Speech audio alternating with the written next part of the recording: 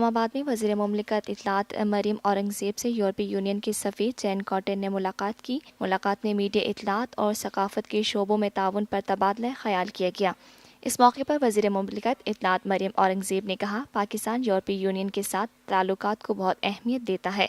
حکومت صحافیوں کو پیشہ ورانہ تربیت کے منصوبے پر کام کر رہی ہے۔ توقع ہے ذرائع ابلاغ کے تربیتی پروگرام میں یورپی یونین تعاون کرے گا۔ مریم اورنگزیب نے کہا، وزیر اعظم محمد نواز شریف اظہار رائے کی مکمل آزادی پر یقین رکھتے ہیں۔ جمہوریت اور آزاد معاشرے کے لیے اظہار رائے کی آزادی ناگزیر ہے۔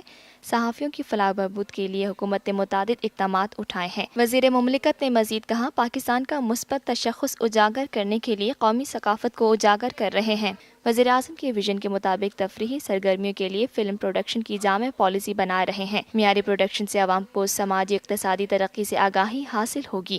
یورپی یونین کے سفیر جین کارٹن نے کہا، اطلاعات اور ثقافت کے شعبوں میں ہر ممکن تعاون فراہم کریں گے۔ یورپی سفیر نے وزیر مملکت کو روم ٹریٹی کی 60 سالہ تقریبات میں شرکت کی دعوت بھی دی۔ پاکستان ہم سب کا، ہم سب کا، ہم سب کا پاکستان، ہم سب کا، ہم سب۔ میں سعید اختر، تصور سے تصویر تک ہم سب کا پاکستان۔ ہم زندہ قوم ہے، تابندہ قوم ہے، ہم سب کی ہے پہچان، ہم سب کا پاکستان۔ ہماری ترقی اور خوشحالی کا راز انصاف اور قانون کی بالادستی میں ہی ہے، ہم سب کا پاکستان۔